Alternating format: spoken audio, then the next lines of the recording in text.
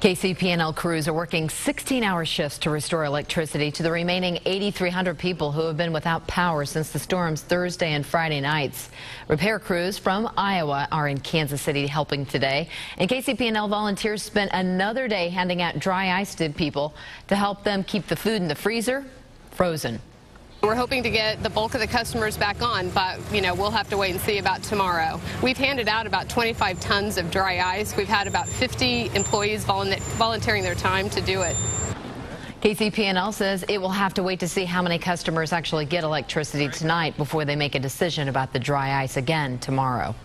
Some people are now entering their fourth straight night without power. Thursday's storms knocked out electricity to thousands of homes, but for one neighborhood, many residents still in the dark are particularly vulnerable.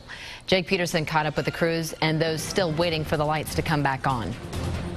Yeah, Amy, we're here on Walnut Drive in the southern part of Kansas City, and KCP&L says more than 5,000 homes in the city of Kansas City are still without power from the different storms. 14 of those homes are right here on Walnut Drive, and this drive is mostly made up of elderly folks. They say their calls to the power company have fallen on deaf ears. One man had to leave because he couldn't run his oxygen machine.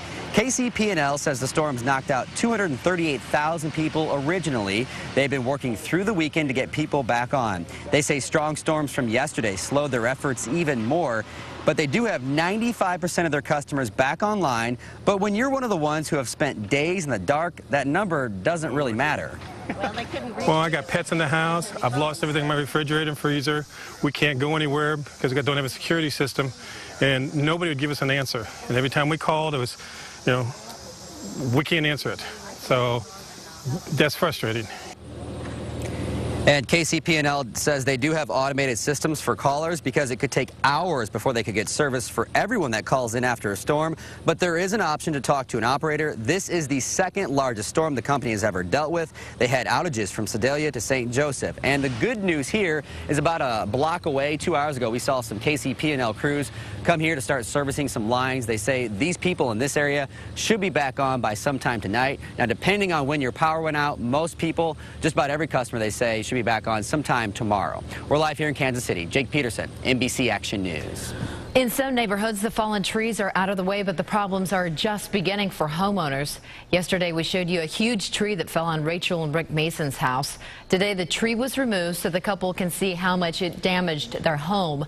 The tree knocked holes in the walls and almost seemed to drive parts of the house into the ground.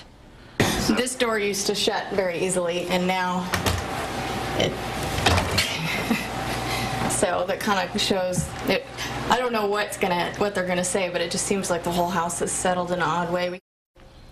Even with the damage, the couple says they are grateful that it wasn't any worse. Now they're waiting for their insurance company to estimate the damage to their wallet.